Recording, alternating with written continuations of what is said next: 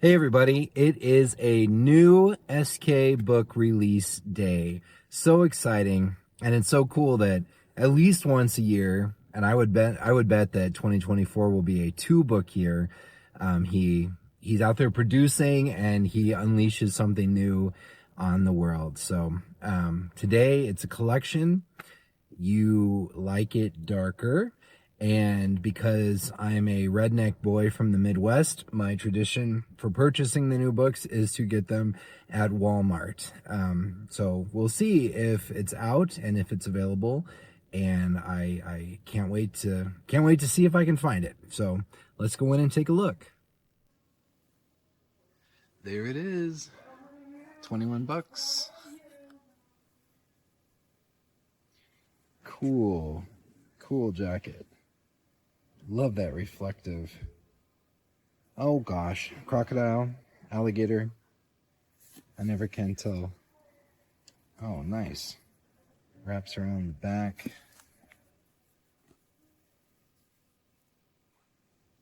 Inside the flap. 30 bucks. So it's already a third off list price. And first printing. Very cool. It's not as big as I was expecting.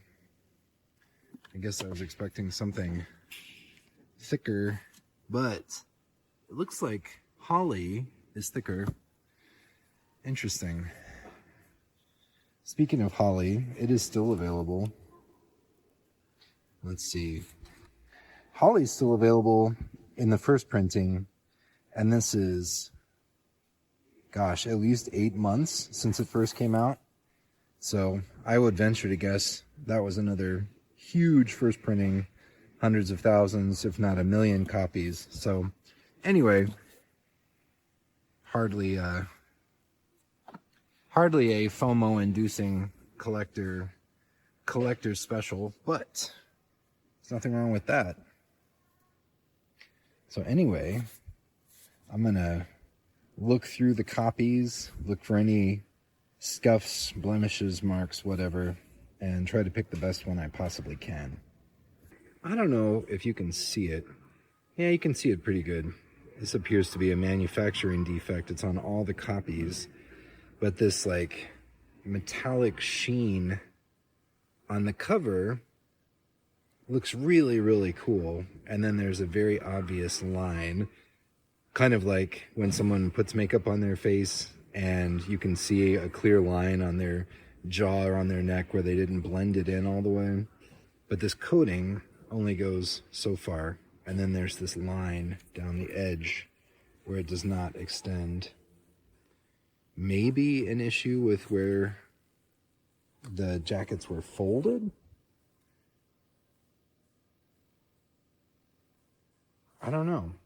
Maybe this almost looks like there's a secondary fold. I don't know. I think it was probably folded correctly. It just wasn't necessarily printed correctly. But anyway, not a deal breaker by any stretch, but that is something I noticed. Book secured.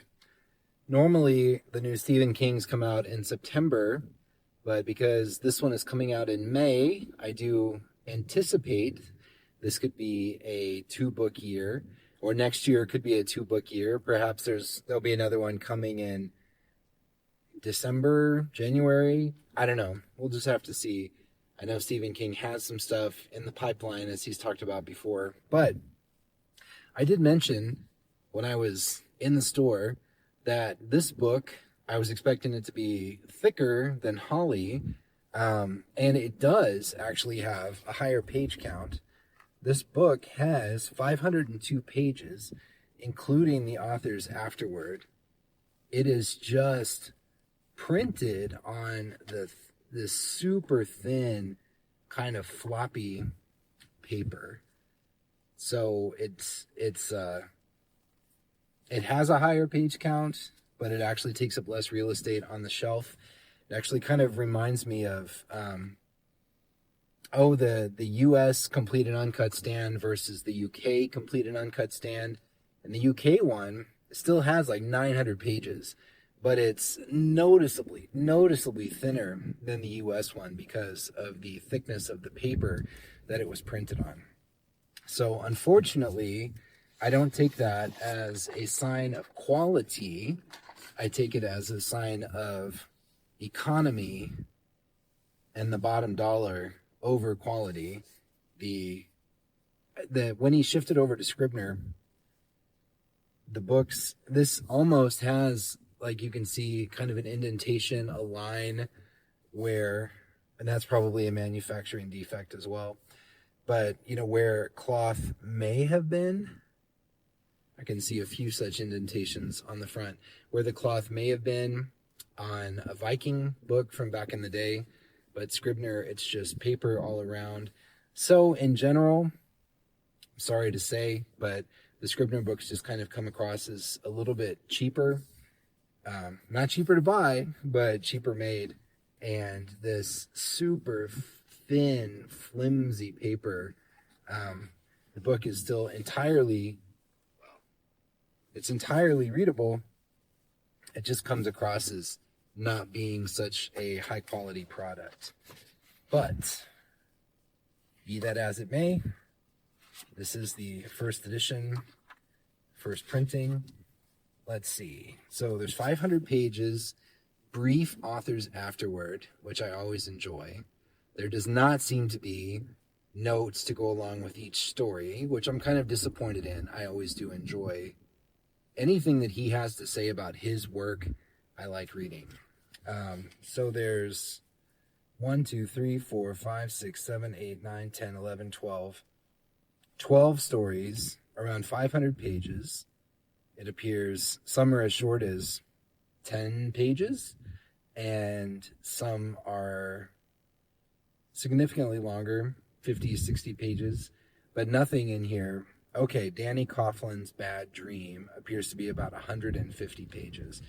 So that could be novella territory. Rattlesnakes is what was advertised as the sequel to Cujo, which I'm really, really curious about. I didn't know exactly how Rattlesnakes would tie in with Cujo, but I see Vic Trenton is one of the characters in the story. That's pretty interesting. The type on the pages, I can already tell, is smaller than the type in the last few. And I counted the lines because when I did the Stephen King scavenger hunt a few months back, counting lines, it was something I'd never done before, but now I'm very cognizant of it. And You Like It Darker, so Holly and the past several novels have had around 28 lines per page.